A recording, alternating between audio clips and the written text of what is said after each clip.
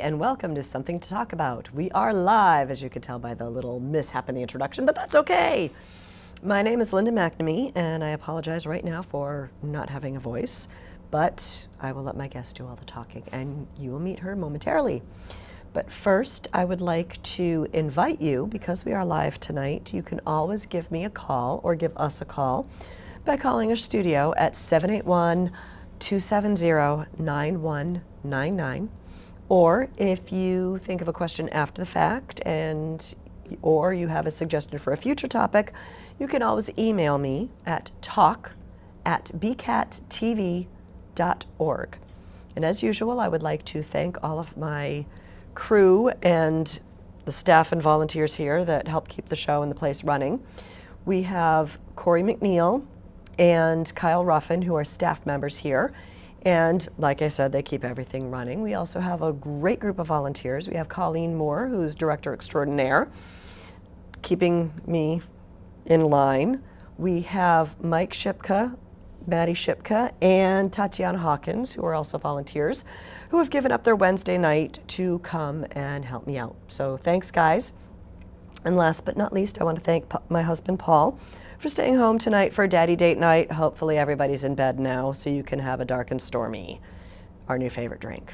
So anyway, tonight's topic is on women's health, specifically urogynecology, but I figured that was going to be too confusing a title for everybody to know about, so we will delve into that. And my wonderful guest this evening is Tanaz Ferzandi, sorry, screwed that up,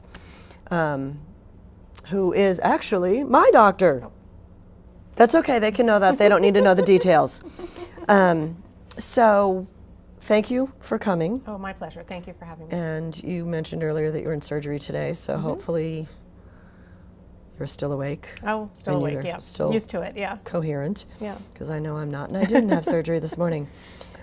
Can you tell me a little bit about your background, where you grew up, where you went to school, and why you decided to specialize in something that most of us can't even pronounce? Sure. So I'm actually from the Midwest. I grew up in Kansas City. That's where my family still is. And I did everything out there. I did undergrad, and then I went on to master's, did a master's program in cell biology. I just like science. I wasn't sure where I was going with all of that. So you weren't quite sure you were going to do the MD thing yet? No. I just loved science, and I enjoyed it. And I was kind of young when I went to school, so I kind of hadn't figured everything out. So then I said, I love being in a lab, so I went on to get a graduate degree in cell biology, and I was truly like a lab rat. I was doing laboratory work. You're the exact opposite of me. I took microbiology for non-science majors. Right, exactly. So I kept doing that, and I enjoyed it. And that's what exposed me, I think, more so to medicine, because we were at the medical center, which housed the nursing school. Did you go to University of Missouri? Kansas, University of Kansas in Kansas City. And being at the medical school and center, they have the nursing school, they had the allied health, and they had the medical school there. And as part of my graduate studies, I was actually involved in teaching some of the medical students anatomy class. That was part of my department's duties. And I just started getting more exposed to the clinical side of things, and I was like, wow, this is what I'd like to do. And so I did the prerequisites that I needed to apply to medical school. So I did a very non-traditional route, I think. Okay. And then I came out to Boston in 2001 as an intern. Okay. And at Tufts? Because that's where you are now. I was at the BI. I was in the Harvard system for about 7 years. So I did OBGYN because I think as the medical student, I realized early on that I like surgery. I kind of found that niche for myself. But I have to say, just like a lot of other people, when I did my OBGYN residence or rotation at the time as a third-year medical student, I got exposed to seeing babies being delivered, and it was just the most truly, like, for lack of a better word, an awesome thing to see. Yeah. And you feel very privileged and honored to be a part of that. It's really interesting kind of how altering that was for me. Because I didn't think I was going to do OBGYN. I thought I was just going to go into general surgery. And I think I had some really good mentors, people who really loved what they did. They loved to teach. It was a great school to go to. I still appreciate everything that that school offered me at the time. And so I applied to OBGYN, was very lucky to come out here. And again, I think a lot of my decisions have been more like I got exposed to something. I think I had an open mind. And I was like, oh, this is really cool and interesting. So I think I was still interested in the surgical side of things. And I was looking at, in OBGYN, it's a very interesting field because you have this big spectrum of subspecialties within the field. And I think you asked an interesting thought, even question earlier, which is this urogynecology thing.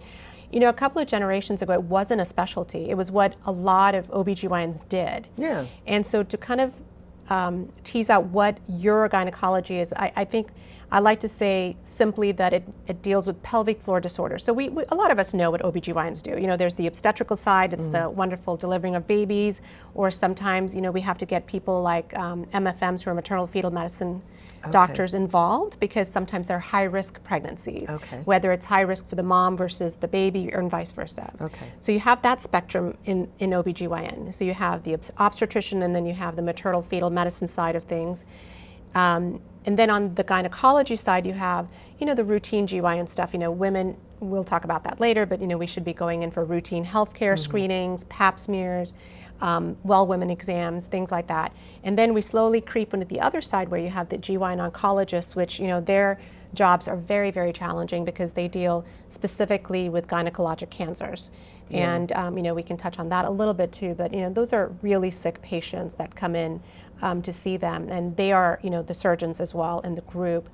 So when I was a resident and getting exposed to everything, I kind of saw myself gravitating towards GYN oncology, and then I started getting a little bit more exposed to a couple of people that were doing what I do now. But it was very muddled because the generalists, as we call them, were also doing this. So anyway, so I kept trying have generals stopped doing this now? Yeah, so that's been kind of the metamorphosis or evolution of this field, of the subspecialty that I'm in. I like to say that my gray-haired professors that were walking around did what I did. They just didn't have some of the devices that I have available to me now. We did a lot more open procedures, meaning abdominal procedures where the bikini line incision or the up and down incision. And now we have other tools. Laparoscopic has become more popular in a lot of fields. In a lot of fields, exactly. And so we now kind of focus on the minimally invasive types of procedures. And so I think that's lent to this field kind of segregating itself out a little bit more because it has to do with slightly more specialized training. And so what happens is I went through a 4-year residency in OBGYN. So I'm a board certified OBGYN. I took my oral boards and I had to do obstetrical cases and gynecologic cases. And then I went on to do a 3-year surgical fellowship. And to make things even more confusing, we call ourselves urogynecologists, but we actually are now a boarded specialty, which means that we take exams to get board specialized or board certified. And the moniker for that is female pelvic medicine and reconstructive surgery. See, it's a mouthful, right? So it's FPMRS. And now, do you have to get recertified every 5 years, or are you getting into that? Yeah, so I took the first set of boards were given a couple of years ago, and I sat with it along with a lot of my contemporaries. And then I don't have the information as to when they're going to make us recertified. Now, for every OBGYN, we all take a set of oral boards, and then we do what we call maintenance of certification on a regular basis. So it's just a way for the boards to kind of keep everybody up to speed on, and it's generally like reviewing the latest literature so you kind of keep up with evidence-based medicine. So what you're providing your patients is based on literature and studies that have been done rather than, I learned this 30 years ago and I think this is how I should do it. So it's become a very interesting field. What a lot of our patients get confused about, because it's confusing, because even the language is confusing, is I am not a urologist. And so because I was thinking about that. So urology is a completely different specialty. They go through very different training than we do. But what's interesting is that there are groups of urologists that want to do pelvic floor work, and so they will also do a fellowship like I did. So you will have FPMRS or urogynecology type people out there like myself, and either they are OBGYN trained or urology trained, Okay. but we share the specialty. But is there an overlap of? There is an overlap, Okay. yeah. So a lot of them will do the things that I do. So what is it that I do? And I kind of try to say it's pelvic floor disorders. And the mainstay of what I do is prolapse, pelvic organ prolapse, and urinary incontinence. Okay. And in my world, I treat only women because I'm an OBGYN by trade. So it kind of breaks that down a little bit, whereas Now, if they were male, would they by default go to a? Yes. A urologist. Yes. Okay. Yes. So the urologist, and I work Now, closely. would there be any evidence or any reason for a woman to go see a urologist? Oh, sure, absolutely. There are a lot of women. Okay. I mean, there are a lot of patients that we share, so we kind of cross into each other's territory a fair amount. Okay. And what I try to explain to patients that come and see people like myself is that while I share some of this with my urology colleagues, I don't take care of urologic cancers, and I don't take care of kidney problems. Or I kind of tell my patients, I kind of work with, the pelvic organs like we're comfortable with, the vaginal tissues, the uterus, the ovary, things like that. And then I kind of go into the bladder area, but then I don't go above that. Okay. So that's where my urology colleagues come in. And so I work very closely with a couple of, very good colleagues that I'm like, listen, I have patient so-and-so, and I've done all of this stuff, and I'm kind of at a stopping point, and so Yeah. I'm going to transfer her to you and see what else we need to do. Okay. So it's very collaborative. So you're just one big happy medical family. Well, type. yeah, I think I'm lucky in that we kind of are. I wouldn't say it's always the case in every city in the country. There, everybody kind of has their own niche, and some people are Okay. protective of it. But I think we're pretty lucky here. Boston's a nice place to practice for that reason. I think everybody's pretty collaborative. Now, since you're working at Tufts now, you're also still involved in the educational side as well as the medical practice side. Absolutely, yeah. So there isn't any part of, I chose to go into academics because I really love it. I love it. Okay. I think if I was in private practice, and there are a lot of people in private practice who thrive and they love it, it's just not for me. And I love the idea of teaching residents, teaching medical students. Does that help you stay up to Absolutely. speed with all the new technologies? Absolutely. It keeps you honest. At least I'll speak just for myself. It keeps me honest because I'm constantly being challenged. Why are you doing that? And I have to come up with a good reason. And I have to make sure that I can back that reason up with what. What you can't just say, well, It's why because not? I said so. Yeah, Why not? It's not like I can tell my kids, it's because mom said so. No, I actually have to, back it up with evidence. So I really do enjoy it. And I think it lends a lot of variety to my day-to-day routine as well. And I think, on the patient side of things, it's very interesting how, we try to get stories from patients. Okay. And it happens often enough where my student or my resident will go in and get a story from the patient, and then I'll go in and get a slightly different story. And what I realize happens is that when one person goes in and talks to that person, the woman, and it's our field, so it's our patients are all women, it triggers their memory a little bit. Yeah. And so by the time I come in, they may have thought, oh yeah, this happened, yeah, and I do have those symptoms, or oh gosh, yeah, I did have that surgery, 5 years ago, and maybe that's why I'm having some of these problems. So I think it's very helpful. It slows the day down a little bit because they're learning There's a and lot training. of repetition. Absolutely. Well, yeah, the training aspect of it. There is a lot of repetition, but I think you find a lot of things in that repetition that's very helpful. And I think in general patients don't mind it. I think they know that when they come to the teaching hospitals that they are going to be dealing with that. And so, we have a cover letter that we send out whenever our patients are new to the practice, and we explain that so they're not like, who in the world just walked into my office, because it's not, Dr. Ferzandi or one of the other physicians that I signed It's up like a to whole see. basketball team comes in. Exactly, and everybody's introducing themselves. So, but I really enjoy it, and so I'm very involved in the teaching, and I involve myself in the medical school side of things as well. So I like it. Keeps me busier than I probably should be at this stage in my life, but it's enjoyable. Okay, now let's start getting into the whole patient thing. Yes. What is your stereotypical patient? Age, ethnic background? Is there a stereotypical? I would say a few years ago, people would have categorized this as it's an old lady's condition. And I I can honestly say that if you looked in my waiting room, yes, the average age is maybe about 60, but by no means are those all my patients, because I am seeing women in their 20s. I think the youngest woman we treated, this was when I was a fellow, was a 19-year-old with incontinence. Yeah, and we'll talk about like some of the risk factors as to why she was one of the people that had a risk factor. But a 19-year-old with incontinence. I see 20-year-olds. Kind of screws up your college social life. Right. And it's pretty devastating because, women are still coming to terms with how their bodies function and, their sense of femininity and all of that. And then all of a sudden this happens, and it's pretty hard. It's pretty hard on them.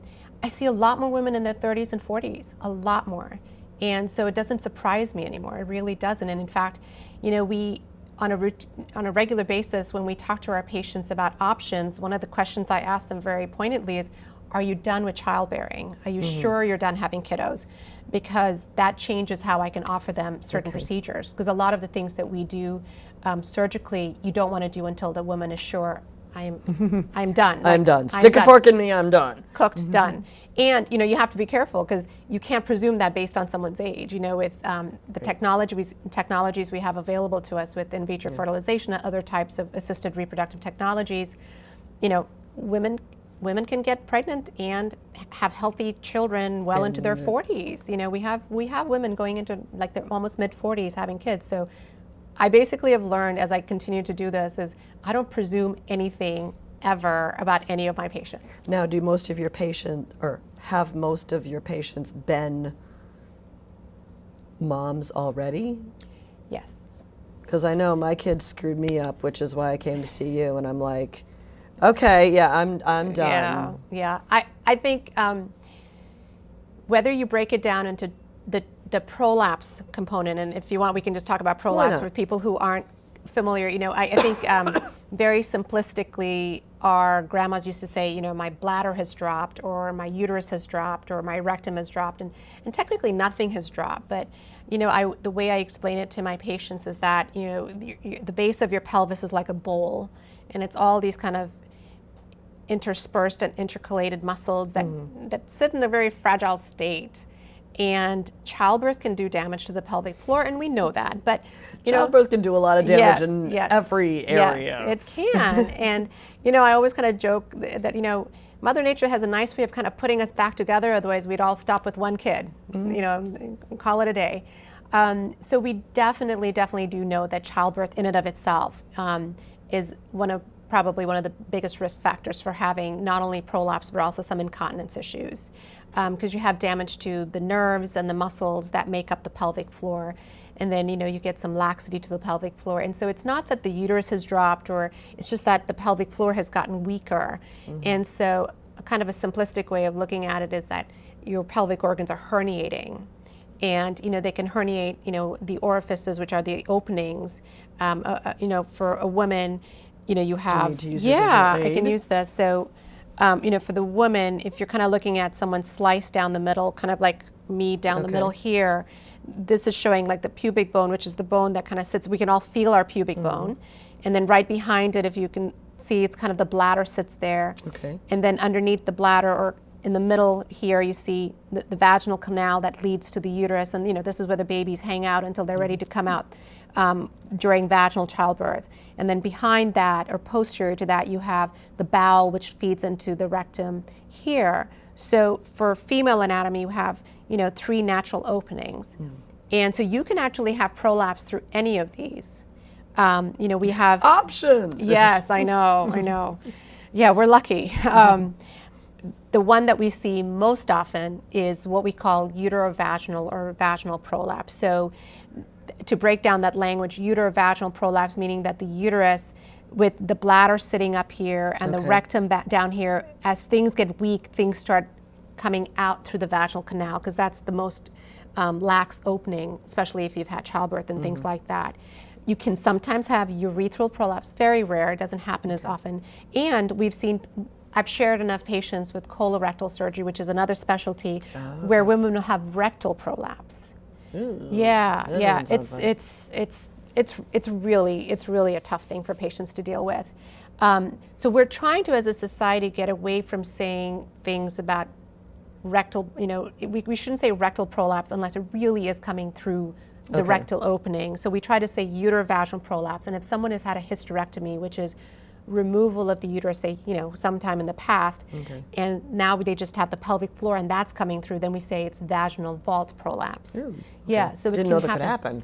Yeah, absolutely, it can happen. So that's why, we're getting away from saying that, the culprit of the problem is the bladder or the uterus or even the rectum. It's the pelvic floor has gotten weak, and so that's kind of allowing things to kind of herniate. The scaffolding's gotten very weak at the base of the pelvis, and so it's just kind of sagging down. And most of the time it's because of childbirth, but it doesn't necessarily need No, to absolutely. And so, so just to bring home that point, we know that childbirth definitely is a huge risk factor. There are a lot of very good studies that have been done showing that the if you size of the child of the child, the number. So in the old days, meaning like our mother's generation or our grandmother's generation, they had a lot more kids, a lot of kids. Now, if someone walks into my office and says that they've had 5 kids, I'm like, wow, that's a lot for our generation. But my grandmother, I think, had 11 or 12 kids and 9 survived. It was like, and she was like all of 5 feet on a good day. We're not seeing that as much, but what we are starting to see is if we talk to our grandmothers again, their babies were 6, maybe 7 pounds. The babies that we're seeing today are getting bigger and bigger and bigger. So although my grandfather was 13 pounds when he that's was born. huge. Yeah, that's like huge. a 1-year-old. Yeah, exactly. That's like a toddler. Oh my God. So that's big. So I think what we're seeing today, so yes, childbirth is definitely a risk factor. Vaginal deliveries in and of themselves are risk factors. Interestingly, having a cesarean section does not prevent you from getting prolapse or incontinence. So pregnancy of itself. Well, because the kid's in there, the kid's stretching everything out. Absolutely. So pregnancy in itself can be a risk factor. A couple of generations ago, and even now, the use of forceps, which are these metal instruments that we used to use. Let's say someone's trying to deliver and things aren't going very well. They use the forceps to place on the baby's head like this to help bring it out. And done by skilled obstetricians, it's a beautiful thing, but it does damage the pelvic floor. But we're not seeing forceps used as much anymore either. So certain things that we knew were clearly risk factors are slowly dying out, so to speak. But then I think what we are seeing is women having fewer babies, but they're bigger. How long someone pushes trying to get the baby out, that can definitely affect their risks. Forceps we touched on. I think the other things are, as a society, we women are getting heavier. We know that puts a lot of pressure. Everybody's getting heavier, not just women. Yeah, and it's putting a lot of pressure, I think, on the pelvic floor. So obesity is a risk factor. Patients who have airway problems like COPD, people who cough a lot, have to bear down a lot, we think that is a risk factor. Sometimes we see one of those elite athletes, weightlifters, people who do a lot of exercises that are pounding. We think that affects the pelvic floor a little bit. Now, is there any genetic or hereditary? Yes. So we think that there are definitely some. Sorry. Well, no, I think there are some. We haven't teased that out. It's still kind of, we're looking into it. We definitely see patterns in families, like if mom and grandma had, prolapse. And my favorite example, though, is that we don't understand everything. And I'll tell you why, because I've had 2 nuns in my practice. And we know that I haven't had many kids. No pregnancies, obviously no childbirth. And so, is there a component of people having what we call connective tissue disorders that makes them a little bit more susceptible to this? And one of my patients, everything was out, and she was actually quite young. She was in her 50s, and I had to operate on her. So we're not really understanding all of it, but we do have a consensus as to what makes people a little bit more susceptible to these things. Sometimes even having prior surgery can cause some specific things like leakage of urine, especially if they've had vaginal surgery in the past. Certain types of radiation can cause this.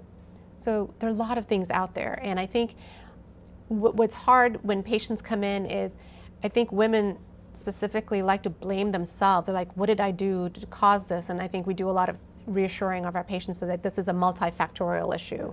A lot of things. Like the nature of women. It's, we blame ourselves. So we have to do everything. We do. We did something wrong. Okay. Now I was looking at I'm probably jumping around. No, that's my fine. cheat sheet. On your website, you mentioned maternal birth trauma. Mm-hmm. Have we talked about that? A little bit, yeah. Okay. So I think what we see is patients who come to us after delivery, and forceps are not being used that much. I mean, they really aren't. Because they were like causing cone heads or something. They're causing some damage to the face a little bit, but more so it's the pelvis. And I think forceps are not that commonly used because I think the training's not there anymore. Okay. I Plus, graduated. you got some really good drugs now. Yeah, exactly. I trained with some great obstetricians, but in general, the volume of forceps that I did wasn't enough that I felt ever comfortable using them if I was going to go into practice and do obstetrics. Some of the maternal fetal medicine colleagues that I work with are very skilled and they still use them. So we know that use of forceps, if there are a lot of tears during the delivery, that can cause people to have leakage of urine, fecal incontinence, which is stool leakage. If they had the sphincter is kind of this ring of muscle that sits kind of right where the anus is, and that helps us stay continent of stool. And gosh, if you think that leaking urine is an embarrassing issue for women, stool leakage, it's devastating. Women, it really, anybody, that's for anybody, yeah. And I think it's really a quality of life issue, but it's also a self-esteem and a self-image issue. So that can lend to some, what we call birth trauma. So we sometimes see patients in the postpartum period, which is after they've delivered, but we hesitate to do a lot because we really do think that a lot of this does get corrected, self-corrected. And we have certain things, but we're not going to operate on anybody right away. And obviously, if they're not done having kids, we have to be very careful as to what we offer our patients because they're going to have another pregnancy. And then depending on the injury or the trauma that they have, we may or may not recommend that the next pregnancy that they have, they undergo a C-section rather than a vaginal or natural childbirth. Okay. Yeah. Now, we had mentioned incontinence. Yes. What is the difference between incontinence and something like overactive bladder? Great question.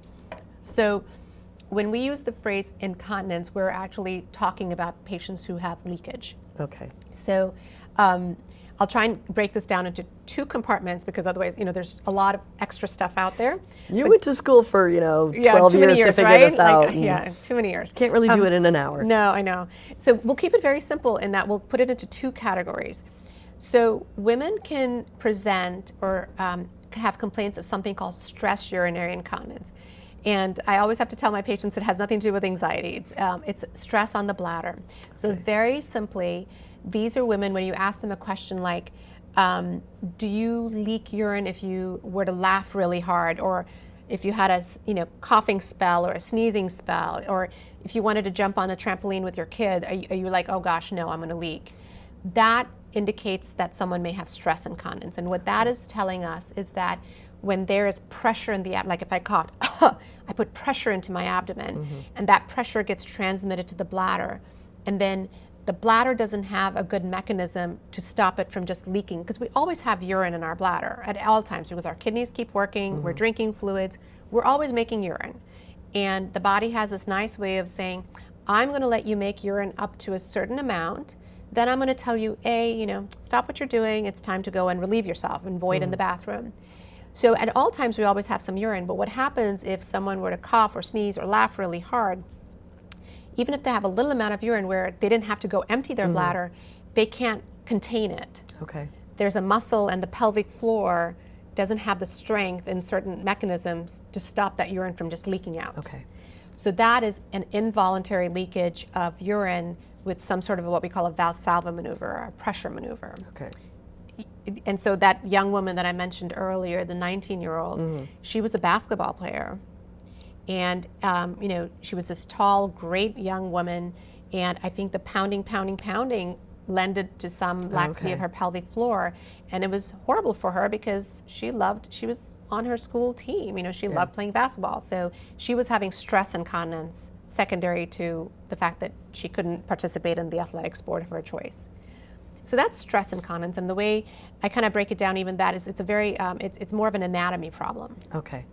Then we'll go to the other compartment, which I think a lot of your viewers may be comfortable or understanding is that, the commercials on TV, the gotta go, the gotta go. Yeah.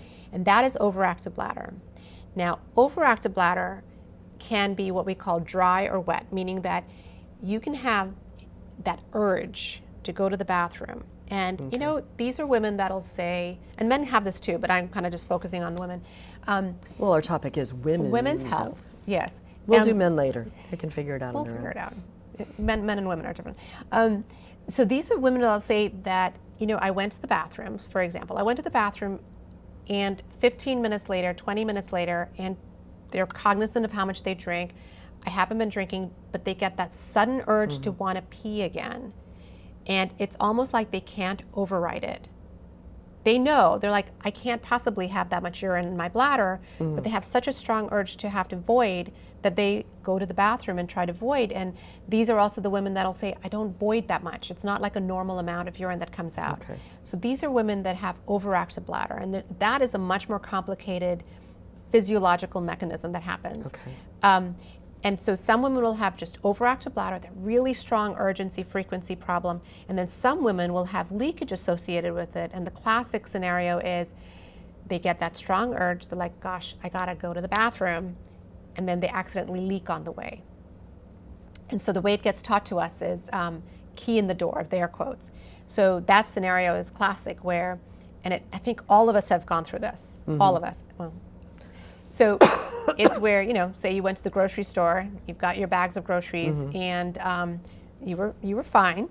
You get to your front door, and you put your bags of groceries down, you get the key out, and you start putting the key in the door, and all of a sudden, you're like, oh my gosh, oh my gosh, oh my gosh, I have to run. Get out of the way. Exactly, and you're running down the hall trying to get to the bathroom. You were fine until then, and all of a sudden, something triggered, and then you could not override that urge. And so overactive bladder is complicated because it deals with nerves and muscles in the pelvis. Okay. It deals with certain spinal cord issues, and it deals with the brain.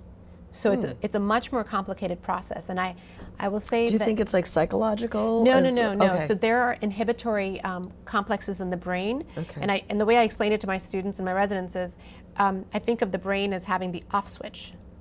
So the brain, let's just say you and I sitting here chatting away, and we've had our little coffee and our tea. Our brains are overriding any urge that we may have to go to the bathroom right now. And when that off switch mechanism isn't working, we can't override it. Okay. And people will actually stop what they're doing. Like, excuse me. Yeah. A lot of women experience this during pregnancy. Well, because you got a kid squishing you. Exactly. And so it's a mechanical thing as well, where all of a sudden you have that sense of, I gotta go, and you don't. It's that you have something mechanical there pushing on your bladder too, and you can't override it. And so I have to say that, when I was pregnant, and that started, and I had twins, and I was just huge. And I remember sitting there on the couch, and I'd have that really strong urge, and I couldn't override it. And I'm like, I know I don't have to. And then I really appreciated what my patients go through. And I was like, it's hard. It's hard because women are not sitting around not doing much. Even my patients who are grandmas, they aren't just hanging out, going to lunch every day. A lot of my grandmas are like working and or more so taking care of grandkids. Yep. Because almost everybody in my practice works, and a lot of their parents are taking care of their children while they work. And so they don't have any time for this rubbish. Like, I think that's finally coming out, which is nice. I'm chasing around a 3-year-old. I can't go to the bathroom. Right. These are the patients that will tell you, if you go to this mall, the bathrooms are nicer than they bathroom map. They know everywhere. These are the kind of patients that will go and empty their bladder 2-3 times before they walk out the door, because they are petrified that once they get on the highway, they don't know when the next rest stop is going to be, and they know where all those rest stops are. So it's a quality of life issue. Like, it's not life and death, but it's definitely a quality of life issue that can be very tedious for our patients. So let's jump into what are some of the options for women who struggle with this. So again, we have to compartmentalize it, because while a patient will come to our office and, to them, they're leaking urine. Okay. And they could care less what it is. They're leaking urine, and that's really affecting them. Yep. So what we have to do is tease out why they're leaking urine. Are they Okay. leaking urine because they have overactive bladder issues, or is it because they have stress incontinence? Okay. So let's look at the overactive bladder, because I tell my patients, I know it is a bladder problem, but we have to tease out what's going on, because the treatment courses are very different. Oh, yeah. And we can work in parallel with each other, but we really have to kind of manage But you them. want to make sure you fix it right, so Exactly. you don't have to fix right, it again because later. if you do this for this problem, it's not going to work. So for overactive bladder, that's that's the one that's hard. That's the one that's hard to correct. So one of the first things we do is we try to get a sense of what's going on in the patient's day-to-day activities. Excuse me. And so simply, we ask them to do a diary for us. There are some very good validated I have a studies. tickle in my throat right Oh, now. you okay?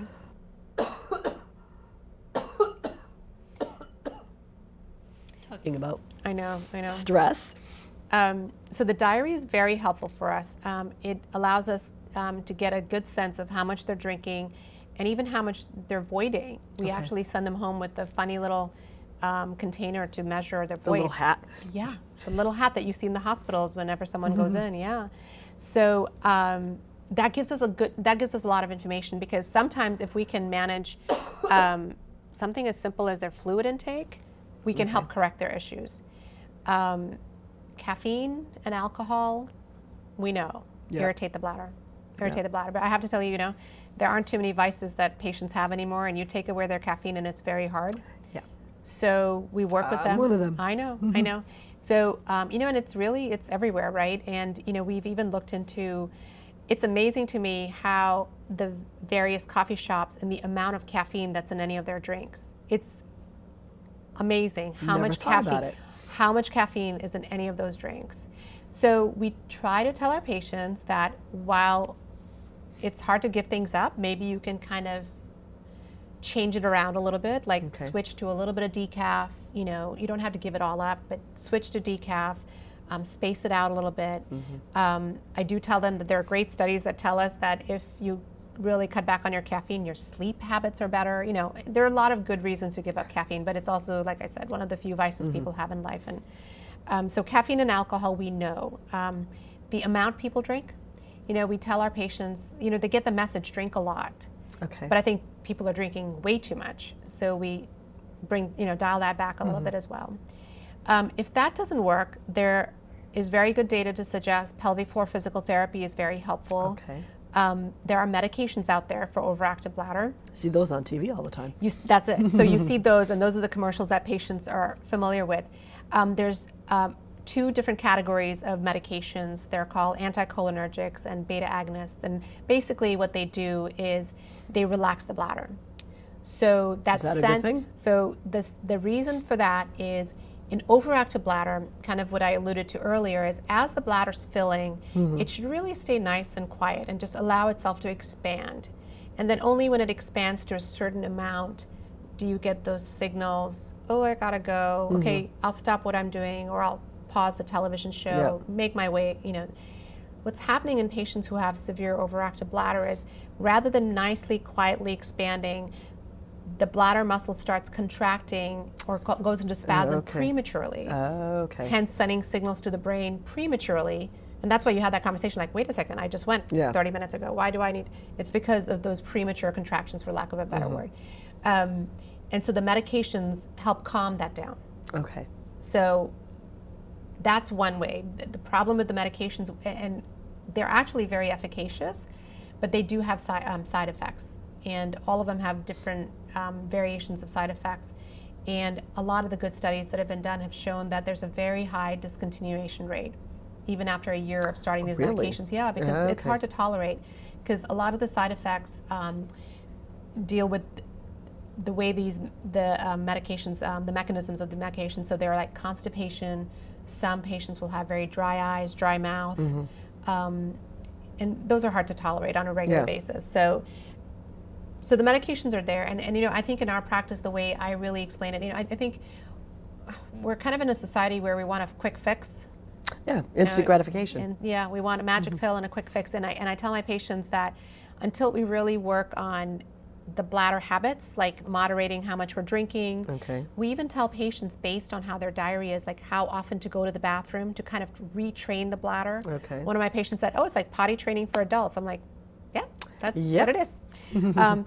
Little things like that really do work. They really do work. And so I tell my patients, like, even if we add on a medication or pelvic floor physical therapy, it's to help us get through that bladder retraining, because Okay. it's to give us a second crutch or So it's like a crutch or a Band-Aid. It's a not... Band-Aid to really help you through the process with the goal, excuse me, that you'll get off the medication. Right. Because we don't want you Okay. on meds for a long time, because everybody's on a lot of meds anyway. Yeah. And then you also have those side effects that You are have the sometimes side worse effects. than Absolutely. the condition itself. Absolutely. And so then we go down that algorithm. If that doesn't work, then there are some interesting items available for patients with severe overactive bladder. There's nerve stimulation. It's hard to describe, but if we actually can place a pacemaker that stimulates a particular nerve, and the Shock therapy. it kind of it stimulates the nerve on a regular basis. The patients will feel it. And so Wow. we put the electrode in through the back, and it goes right into one of the sacral. Does it like stay there? Or ooh, Yeah, weird. so we have this electrode that goes in, and then it's attached to a pacemaker, and the pacemaker kind of sits on the top of the buttocks. Okay. And it's very cool technology where the patients actually have a little controller, and they can remotely control their pacemaker, turn it off, turn it on, change the Wild. programs. Yeah. So we obviously, that's not, like I said, we go through all of this other stuff. Yeah, and that's probably not your first option. Certainly not. It's a very expensive thing, and that's hardware, and you then own it, Yeah. for a long time. And we have to also be very cautious and careful as to which patients we even offer that to, because just like when patients have cardiac pacemakers with this particular type, you can't get an MRI. So obviously we have to be careful with our patient selection Okay. for that. So that is a sacral neuromodulation device that we offer our patients, especially if they've gone through everything and nothing is working. There's an office procedure we can do, kind of the same concept, which is we put a tiny little acupuncture needle right there, Okay. and this nerve here called the posterior tibial nerve feeds into the plexus that affects the bladder, and patients can see up to 75% improvement sometimes. Wow. And some people love Now, is the that idea. something that has to be done like Right, so regularly, or- that's the challenge. So some patients love the idea that it's an office procedure, but it's a time commitment, because the way it's been studied to show that it works is you have to do a half-hour session for 12 weeks in a row.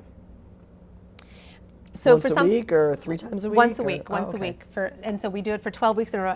And for some of our patients, that's perfectly fine. They'll like, we have actually in our office, we have a little chair with an ottoman. They put their leg up, and they have the stimulator in there, and they read a book, pay their bills, whatever they want to do, and then they do that for 12 weeks. And some patients love it, and for some people, that's the best option. Okay.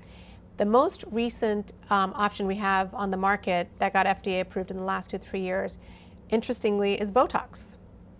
Really? Yes.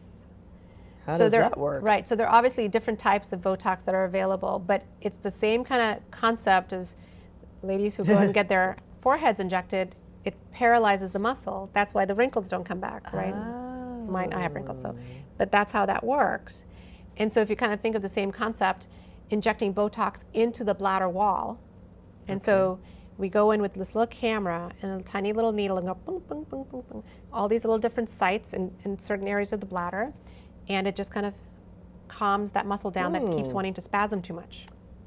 Wow. So the FDA approved it, and it's actually been nice, because sometimes we go down that algorithm where, for some patients, they are not keen on the idea of having a pacemaker. No. And so Botox is a nice option. It can be done in the office, or in some patients, and it depends on the patient as well, the right patient selection.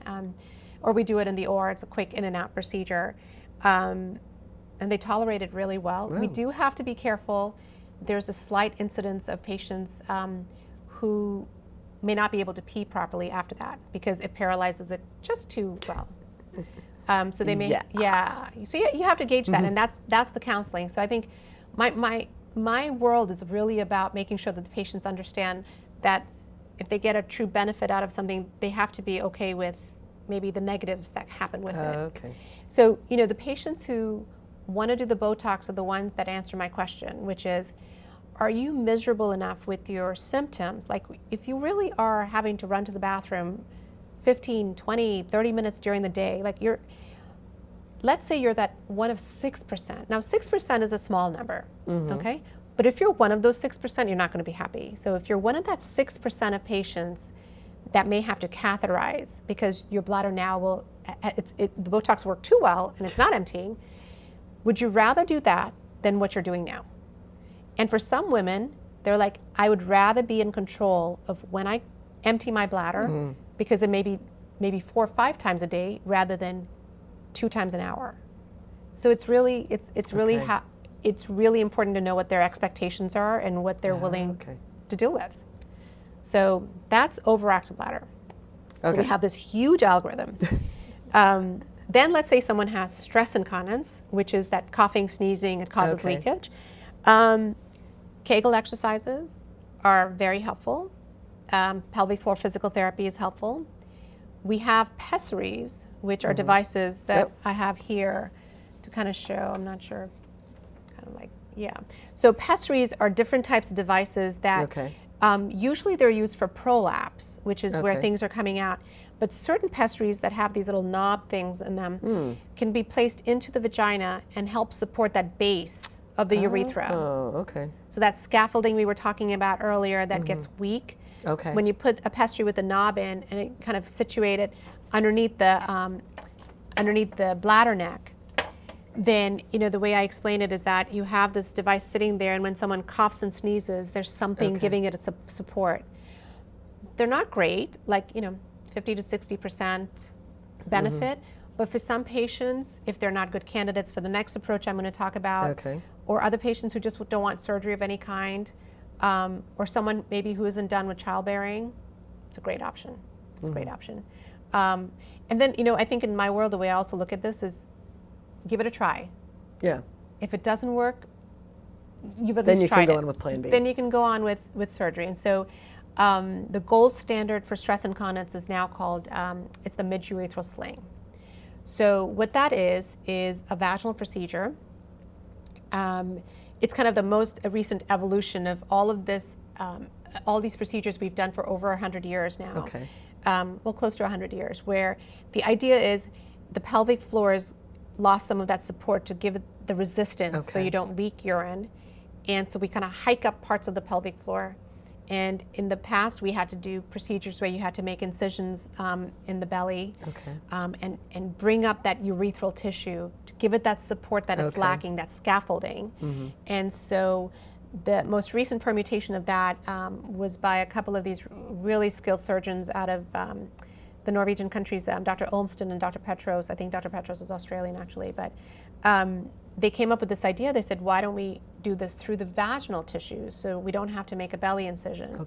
And using trocars and things that are not very pleasant to look at, but they're great tools that we have. That's why the patient is unconscious before going in the room. And I didn't bring too many props because it would just look scary.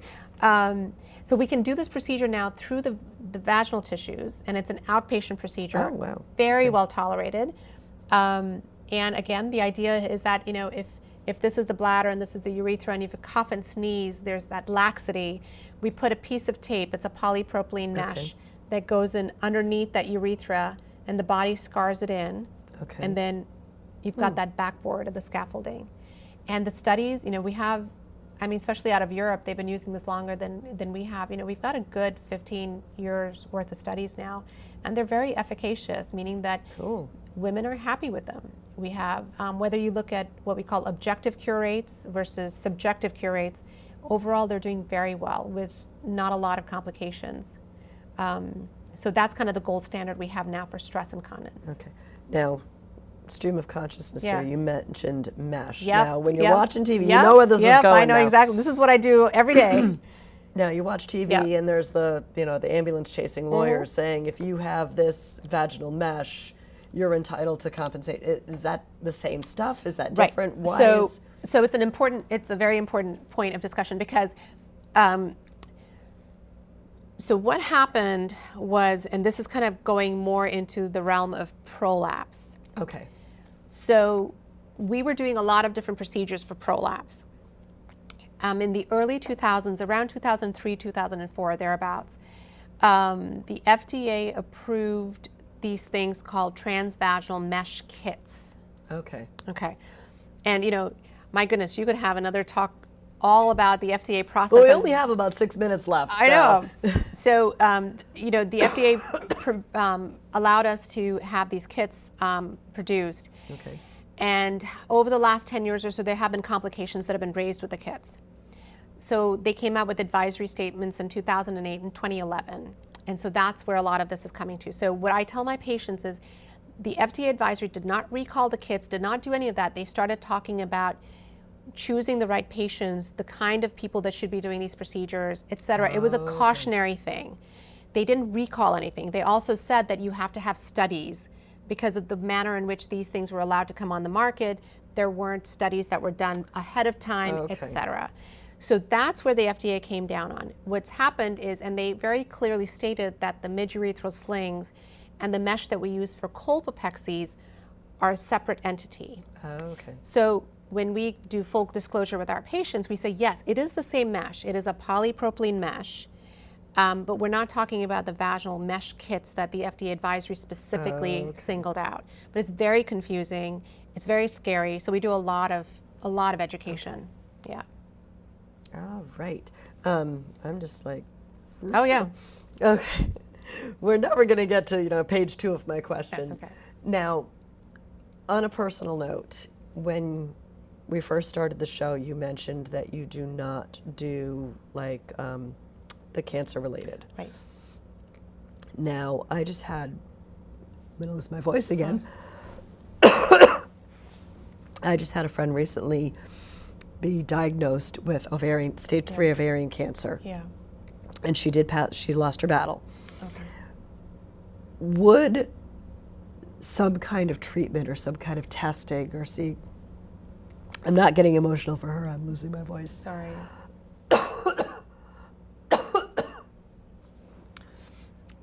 What ways could she have troubleshooted So to give her ovarian a better cancer chance? ovarian cancer is the most challenging thing. So I collaborate with 2 GYN oncologists in our office. We share clinic space, we share call, and so I take care of some of their patients even on weekends when we share call. And sadly, ever since I started my training, ovarian cancer is still the one disease state that is very, very hard to do anything about because we catch it so late. And the reason we catch it so late is because unlike, say, cervical cancer, so cervical cancer, in this country, we rarely see it in women who are within the American healthcare system because we've been doing pap smears. We have a screening tool for cervical cancer. Colon cancer, we have a screening tool. It's called a colonoscopy. The guidelines are, you should get a colonoscopy starting at age 50 unless you have, family members, risk factors, et cetera. Mammograms, people can argue about mammography and when we should do it, but that's a screening tool for breast cancer. So when we talk about screening tools, these are things where you can screen the population looking for certain things and then say, okay, you are at risk, and then we can follow you a certain way. Sadly, for ovarian cancer, there is no screening tool. Okay. In some countries, they'll do ultrasounds on an annual basis looking at the ovaries. But when they've looked back on this data, it has not changed outcomes at all. So when you look at, is it cost effective to be putting women through all of these ultrasounds when it's not going to change management? These are kind of the topics of discussion that come up with the thought leaders that put together screening guidelines. And the other big problem with ovarian cancer is, when you ask a woman who is dealing with the disease, can you think back to what you were feeling, what was going on? The symptoms that they have, in medicine we say they're so non-specific. Yeah. It could be so many different reasons. Someone feels a sense of bloating, or someone feels a sense of malaise, or someone's lost a lot of weight or gained a lot of weight in their belly. There's so many different things. And so for a while when I was a fellow, if anybody came in and actually even said they were having urgency and frequency of urination, knee-jerk, we were ordering an ultrasound to look at their ovaries, and we were getting a blood test, which is a tumor marker for ovarian cancer, but it's Oh, not. okay. It's not. It doesn't tell you that you Yeah. have ovarian cancer. It's a marker. Okay. And so we stopped doing that because we realized we were getting this on so many women. Right. You know, out of the 200 women that you do right, this to, right, maybe one or right. less than And that. so right? I think it's a really big challenge. It's a really big challenge because when our colleagues, our GYN oncologists, catch this disease, sometimes it's called the silent killer because it's usually caught in late stages, and it's pretty devastating. We are slowly uncovering in medicine that a lot of things are linked to genetics. Okay. You know, there was a lot of hype with, you know, Angelina Jolie when she was on the cover of Time magazine. Right. You know, there's a lot of testing that goes on in women who have familial histories of breast cancer, ovarian cancer. So we do know that in families where you have breast and ovarian cancer, that puts that particular woman's risk of getting ovarian cancer a little higher. More so than like the 1 in 85% lifetime chance of any of us having it. So, you know, these are very challenging conversations, and people come in asking these questions, and sadly we don't always have the right answer for them because we don't know. We don't really know.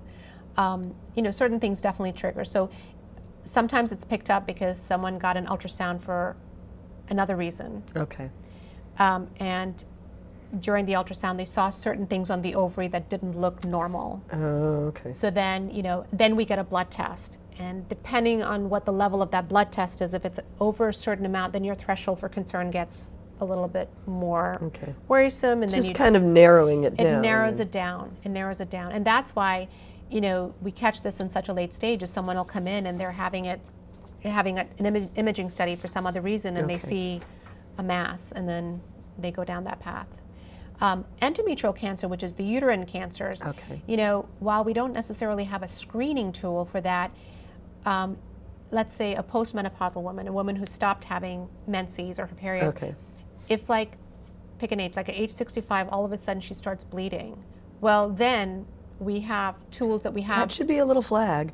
Exactly. And so they come in and they talk to us, and then we can do a biopsy or get an ultrasound. We have things to help us, you know, decipher whether or not she's at risk, and obviously we can get sampling to go from there. So while we don't have necessarily a test for, say, uterine cancer, if someone has abnormal bleeding, that at least helps us try and tease that out. But ovarian cancer is definitely the one that's very Not to challenging. end on a depressing Depressing note, note. but we are out of time, and we didn't get through half I of know, these there's so questions. much to talk about. There's so much to talk about. Well, I do definitely want to thank you you're for more than coming welcome. and schlepping through the snow. No, I like talking about this because I just think the message that we want to get out there is like there are a lot of things that we can offer our patients, and you know, because it's such an embarrassing thing that women don't want to talk about or deal with, and then also women want to take care of everybody else and not themselves. I kind of want to say we can fix these problems. We can fix these. Yeah. Well, thank you very much. You're welcome, and I do Linda. want to thank everyone for tuning in this evening, and thank you for putting up with my lack of voice. And hopefully you will stay warm and safe during this winter that will never end. And I will see you around town. Good night.